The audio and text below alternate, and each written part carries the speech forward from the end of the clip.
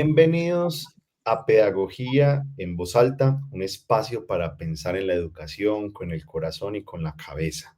Hoy, en nuestro segundo capítulo, vamos a explorar cómo el liderazgo puede transformar los espacios educativos cuando dejamos de mandar y realmente empezamos a cuidar. Algo que es muy importante, ¿cierto? Hay que tener en cuenta algo, que liderar no es estar enfrente de todos como tal vez estamos acostumbrados como profesores, sino estar al servicio de todos. Hoy hablaremos del círculo de seguridad, esa idea de Simon Sinek que nos recuerda que los verdaderos líderes en la vida, en las empresas, en el aula, son aquellos que protegen a su gente, es decir, a nuestros estudiantes. Es por eso que hoy estoy en este caso con Fabián Mendoza, nuestro compañero. Ambos somos estudiantes del doctorado en Innovación Educativa y Cultura Digital. Hemos hecho la lectura de este capítulo de los líderes comen al final de Simon Sinek. Fabián, ¿cómo estás? ¿Qué tal? Hola Germán, gusto saludarte, muchas gracias. Estoy muy bien, pues muy contento de participar en esta bonita experiencia de hablar sobre la innovación educativa desde la perspectiva del liderazgo. Simon Sinek nos da en estas 5 reglas a nosotros un derrotero para que generemos lazos de confianza, lazos de cuidado, lazos de desarrollo y sobre todo lazos de bienestar en nuestras comunidades educativas.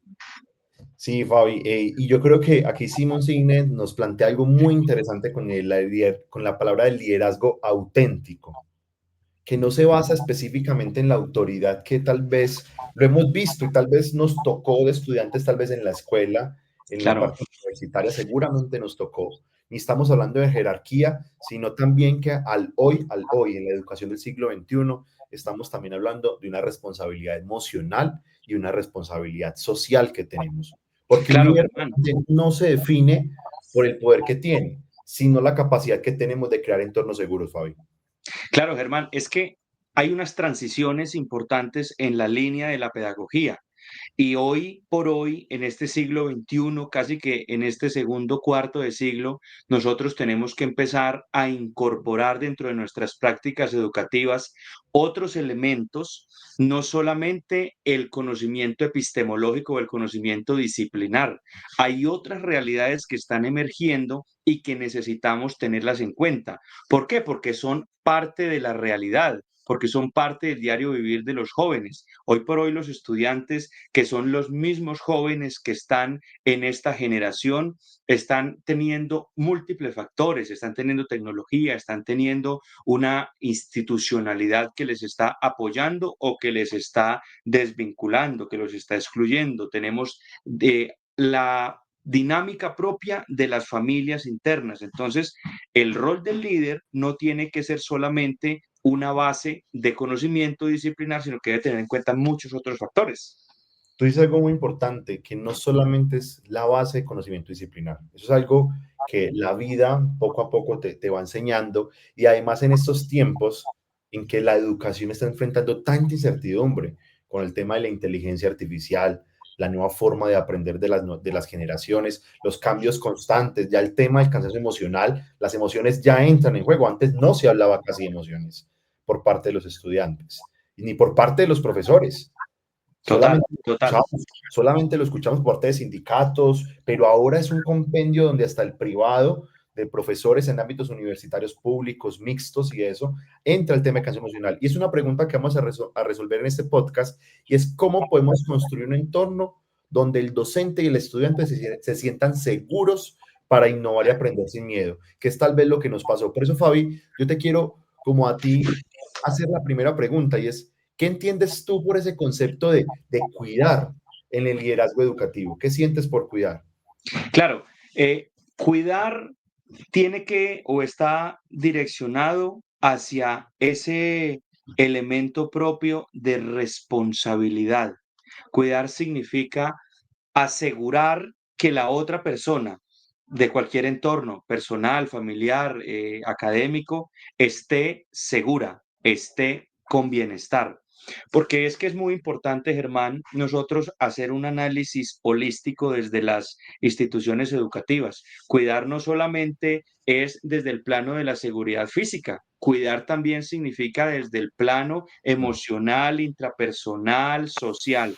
Yo creo que una de lo más acertado que ha tenido la psicología en los últimos años es precisamente comprender que el ser humano no es un ser unidimensional, sino multidimensional. Por ejemplo, de Howard Gardner, las inteligencias múltiples, cuando nos hablan a nosotros de toda esta gama de posibilidades y de acciones que tienen las personas. Cuidar significa entonces brindarle bienestar en todas estas dimensiones a las personas con las que nosotros tengamos la oportunidad de compartir.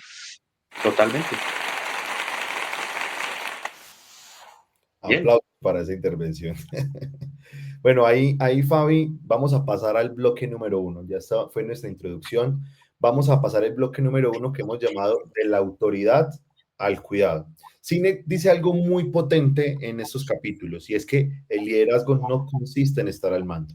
Nos ponen muchos ejemplos, aparte solamente del capítulo que vimos, desde el capítulo número uno, donde Johnny Bravo, así era el primer personaje del capítulo, daba todo por su grupo, toda la estrategia que planteó y enseñaba cómo realmente a estas personas que sin conocerlos, sin ser realmente como cercanos a él, cómo él arriesgó tantas cosas y toda su estrategia fue planteada. Aquí nos dice que el liderazgo no es estar al mando, sino en cuidar a quienes están a tu cargo. Y eso es algo muy importante que nosotros como profesores tenemos. Y eso nos cambia la lógica de los que hemos venido teniendo en cuenta como educación, porque durante mucho tiempo lo que más hemos valorado es la obediencia. Como Claro. profesor, eso, Rodolfo, la obediencia más que la confianza. De hecho, se habla de la disciplina. Claro, es correcto, porque el miedo a equivocarse pesa más que el explorar. El estudiante le da miedo equivocarse, nos da miedo equivocarnos, porque eso nos pasa. Somos estudiantes en este momento del doctorado, nos da miedo opinar, nos da miedo hablar, pero la innovación, la transformación social que hemos venido hablando desde la clase anterior, el capital social que podemos formar, solo ocurre cuando estamos seguros emocionalmente, Fabi. Y es que, Germán, hay una línea que se conecta, que tú lo mencionas muy claro y muy bien, y es el capital social desde la perspectiva del lazo que une ese capital, que es la confianza.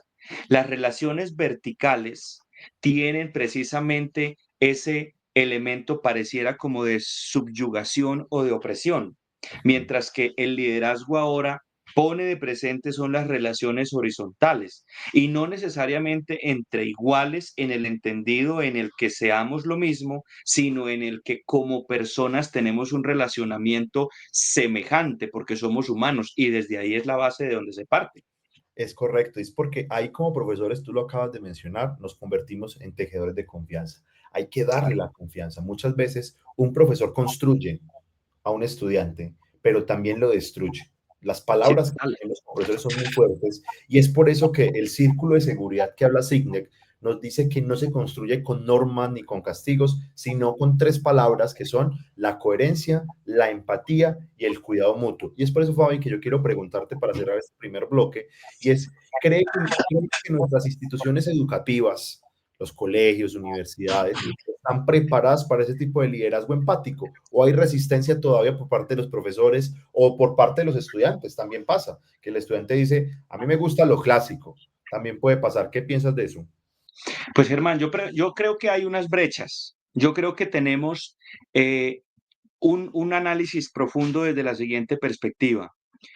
Por allá en el año 2014, en uno de los planes nacionales de desarrollo se hablaba de las tres Colombias: la Colombia institucional, la Colombia semiurbana y la Colombia profunda.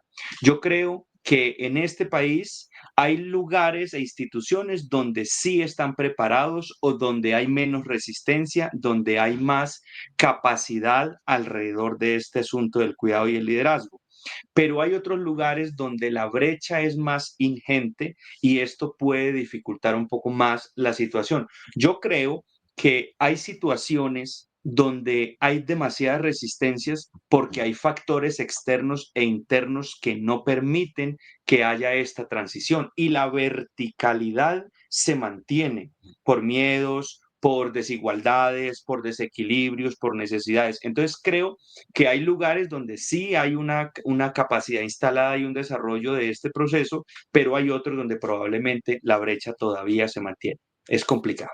Es algo y digamos que eso es parte de nuestra tarea que estamos haciendo este doctorado y es primero investigar el impacto que tiene ese tipo de implicaciones, motivar a nuestros compañeros y el objetivo de este podcast también es. Vamos a pasar al segundo bloque, un bloque que a mí me gusta por ser parte de mis raíces y tiene que ver con la biología de la confianza. Total, total. Algo muy importante que nos habla también en este capítulo, y es porque de alguna forma Simon Sinek nos explica algo importante, pero que previamente, digamos que siempre he sido muy intenso con mis estudiantes desde la forma en que estudian, solamente por algo, porque es que cuando la confianza, la seguridad que tenemos está influida realmente por la química de nuestro cuerpo, es decir, nuestro cuerpo es química. Entonces nos lleva a decir cómo podemos actuar. Y hay 4 hormonas fundamentales que son la dopamina, la serotonina, la oxitocina y las endorfinas. Y eso lo liberamos en el aula de clase. Y como profesores, aquí hay hormonas que sí pueden ser buenas, como pueden ser estas, pero también hay hormonas que nos pueden restringir, como puede llegar a ser el cortisol. Cuando como Cortisol. profesor, exactamente, cuando profesor motivamos, reconocemos el éxito, nos conectamos con los estudiantes, les damos motivación, confianza y pertinencia, es ahí donde se libera oxitocina y serotonina, la que nos da confianza, felicidad. Cuando yo le digo, Germán, bien, es que hay una cosa importante. Recuerda el ejemplo más clásico, cuando le decimos a un estudiante, es que se bloqueó, es que está exponiendo y se llenó de nervios y no, respire porque se bloqueó. Precisamente cuando eso ocurre es porque puede ser que estas hormonas, que son las hormonas de la conexión y de la armonía, se dejan de liberar. Entonces surge la hormona del cortisol u otras hormonas que empiezan a impedir que la sinapsis se desarrolle. Y esto no solamente para despertar el recuerdo, esto también ocurre precisamente para la relación interpersonal, el cuidado. Entonces, ese bloqueo que se puede generar en el aula de clase también puede ser responsabilidad del maestro cuando es intransigente, cuando no utiliza palabras adecuadas o cuando de pronto no comprende el contexto del estudiante. es correcto. Cuando tenemos un aula Total, llena de miedo, llena de comparaciones también, gravísimo. y llena de humillación. 3 cosas que pasan en el aula, que estando en el siglo XXI, podemos estar pensando que esto es normal cuando hablamos de esas 3 cosas. Es por eso que es donde el cuerpo, exactamente Fabián lo decía, produce cortisol y bloquea 2 cosas. Que eso le pasa también a los estudiantes cuando no qué, cuando se trasnochan, son la 1 o 2 de la mañana y siguen estudiando hasta muy tarde. No hay, se libera mucho más cortisol y ¿qué se bloquea? La atención y la memoria. Total. Cuando estamos estudiando y vamos a presentar el examen o estamos en el aula de clase, el estudiante respondiendo el examen no se acuerda de nada porque tiene el cortisol altísimo, Elevadísimo. claro, No ha pero descansado lo suficiente. y cuando son la 1 de la tarde, el examen lo tenía a las 8 de la mañana, a la 1 de la tarde, como ya empezó a bajar el cortisol, empieza a acordarse de todo lo que estudió. Y dice, ¿yo por qué no escribí eso? ¿Yo por qué no escribí lo otro? Claro. Claro, y es netamente química. Entonces, Fabi, desde tu experiencia, ¿cómo sientes que podríamos traducir esto al aula de clase? ¿Cómo una estrategia que piensas que podríamos hacer? ¿Qué piensas qué estrategia te imaginas?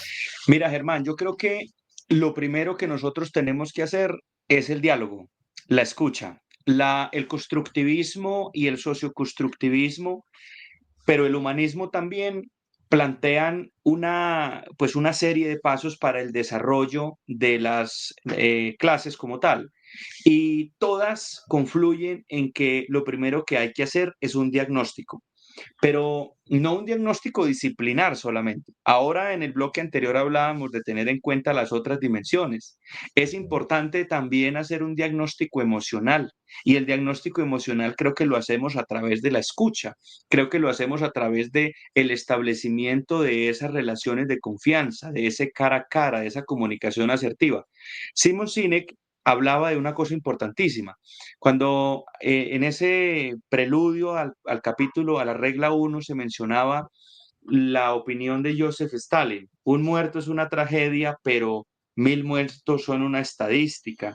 Y yo creo que cuando hablaba de que la biología nos traiciona, es porque a veces nosotros no tendemos esos puentes de confianza, esos lazos de confianza, porque creemos que son automáticos. Y yo creo que a veces nosotros estamos pensando que el estudiante tiene la misma confianza en sí mismo como nosotros la tenemos con nosotros mismos, y ese es un craso error. Entonces yo creo que lo que tenemos que establecer en el aula para poder desarrollar esto es tender lazos de confianza a través del diálogo y a través de la escucha. Eso es fundamental que lo tengamos en cuenta. Es correcto, Fabi, y yo creo que eso nos da paso para entrar a este bloque 3 que tiene que ver con el liderazgo.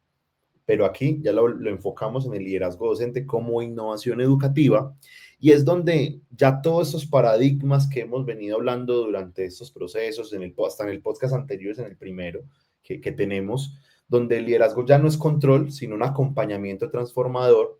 Entonces, tenemos que invitar a todo el que nos escucha, y este capítulo nos invita a probar nuevas metodologías, a dar voz a nuestros estudiantes, pero también a construir comunidades de aprendizaje. Eso para mí, a mí esa palabra de comunidades, a mí me encanta, porque no solamente es comunidad con mis estudiantes, sino comunidad entre profesores y entre estudiantes. Eso da más voz, porque es un punto donde el error realmente se celebra como parte del proceso, porque somos seres humanos y nos equivocamos.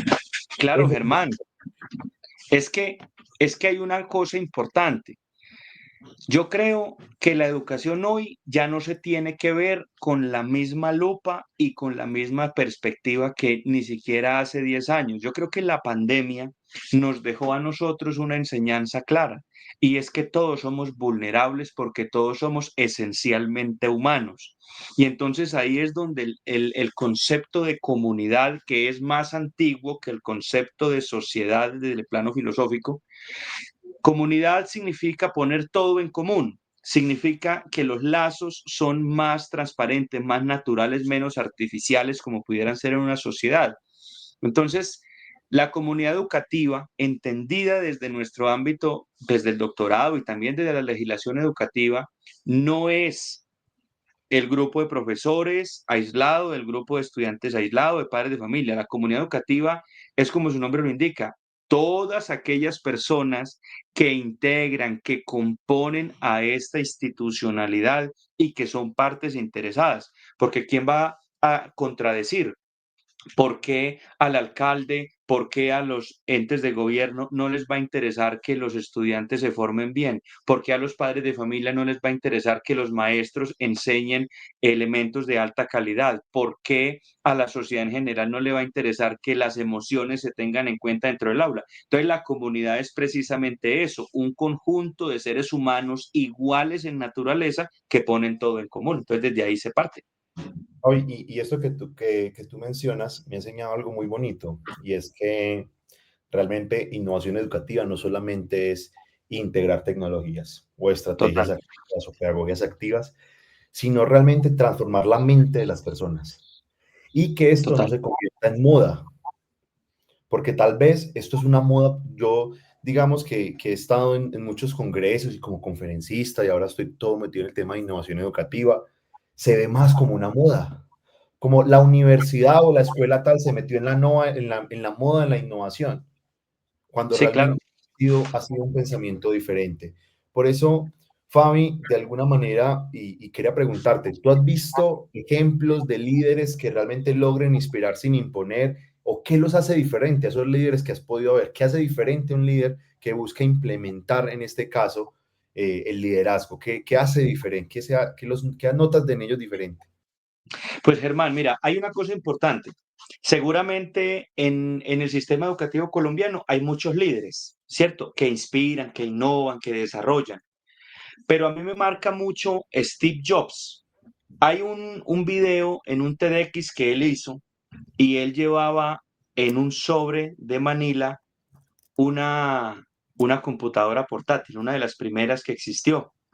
Y él, en medio de su discurso, él plantea que él tiene dentro de ese sobre la solución a un problema que se relaciona directamente con el uso, el manejo de los datos, la tecnología. Eso hace mucho tiempo, claramente, pero cuando él lo hace, él toma el sobre, él suelta el sobre y él muestra la computadora pero él lo hace desde una manera como lo estamos planteando, desde de una manera innovadora. Y esa innovación que él inspira en su equipo, en su comunidad, no es al uso de la computadora como tal, es a la solución de problemas, ¿cierto?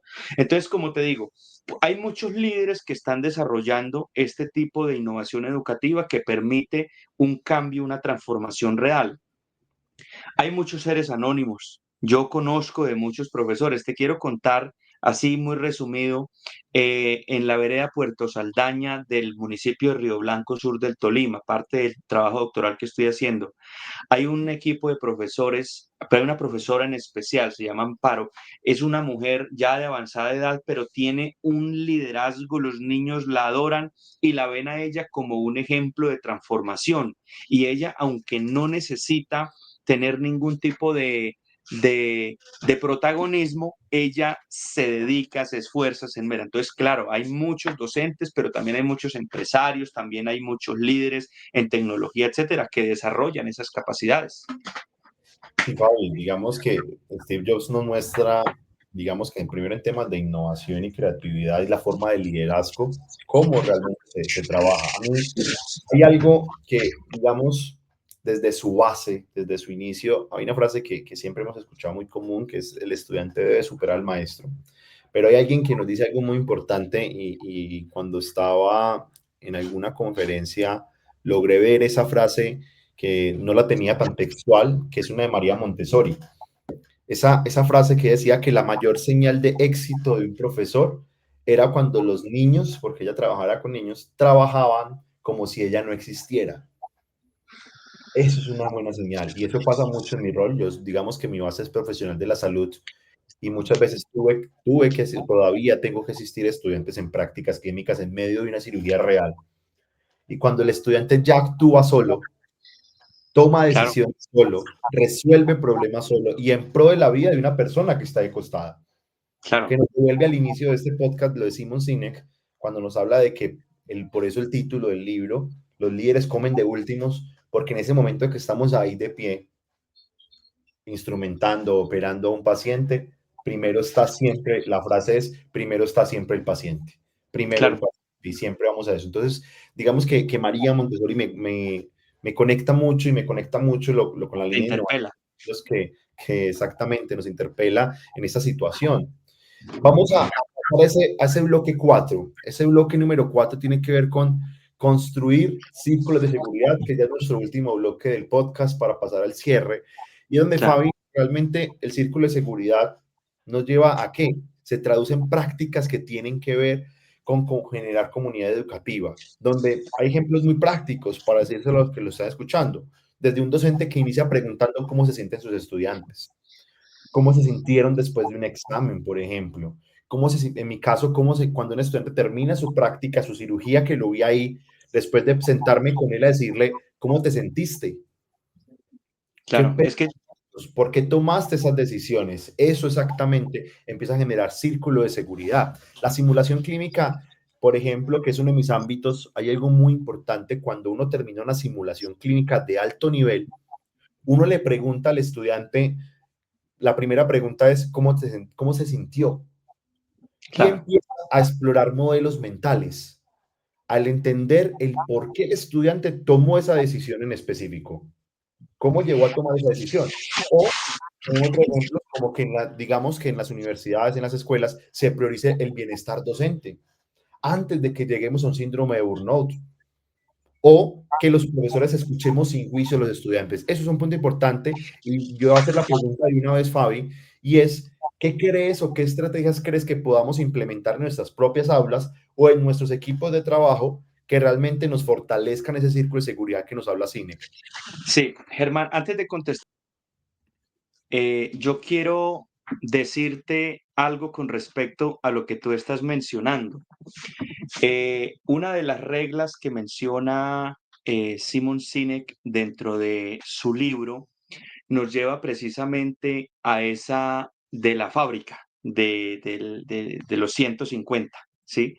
Pero el trasfondo de esa regla es precisamente el cara a cara, ¿sí? Entonces, aquí es muy importante potencializar, Germán, potencializar antes de un desarrollo artificial, de un desarrollo multimodal, saber cómo aprenden nuestros estudiantes. Es decir, el cara a cara entre docente y entre estudiante y estudiante tiene que conducir a esa metacognición. Alguna vez en una conferencia que estuve con la doctora María Victoria Fernández, que fue secretaria de Educación del departamento del Quindío, ella decía, el mayor valor de un ser humano es saber cómo aprende. Ni siquiera cómo enseña, sino cómo aprende. Entonces, esta perspectiva nos lleva precisamente a eso. Cuando tú dices, yo le pregunto cómo se sintió o por qué tomó X decisión, es precisamente esa indagación que hacemos nosotros los maestros acerca de por qué hizo lo que hizo. Y ese es el primer paso para la autoconciencia. Bien, ahora para responderte esa pregunta, Germán, yo creo que el docente responsable de la innovación y responsable del liderazgo debe partir de un presupuesto fáctico que nos hablaba Simon Sinek sobre estas fábricas que no deberían superar los 150, y es el cara a cara. Yo creo que el círculo de seguridad debe partir del principio fundamental de saber a quién tengo enfrente, de saber cómo está, de entrar en una dinámica de empatía, de conectar con él, ¿sí? Para que de esa manera el aula de clase o la clase de X maestro se convierta en un círculo, en un lugar, en un momento donde él no solo se sienta seguro físicamente, sino también emocionalmente, de que no lo van a lastimar, de que no lo van a herir, de que no lo van a humillar, de que no se van a burlar de él. El rol es que Simon Sinek conduce a eso, cómo lograr equipos humanos eficientes, cómo lograr equipos humanos seguros. Entonces creo que es desde ahí, Germán, desde donde tenemos que ver este elemento. Fabi, es correcto y yo creo que nos vamos a ir a esta parte final de este podcast, que realmente aquí hemos entendido cómo el liderazgo no se ejerce desde el poder, sino realmente desde el ejemplo, como le hemos podido mencionar. Realmente ese círculo de seguridad no se impone, se construye, como tú lo dijiste ahora. Y realmente todo comienza desde que cuidamos el bienestar de nuestros estudiantes, de quienes aprenden, pero también de quienes enseñan. Eso es muy importante. No solamente nos enfocamos en esa parte, Fabi. Germán, gracias. Es que me viene a la mente una palabra clave. La comunidad educativa tiene que entenderse como un ecosistema. Tú que eres experto en la parte biológica y en la parte, digamos, médica, la naturaleza del ecosistema, como bien se nos ha explicado en las sesiones, parte del principio de la biología, pero se puede traspolar a las vivencias sociales. Y en un ecosistema hay unos lazos, hay unos vínculos.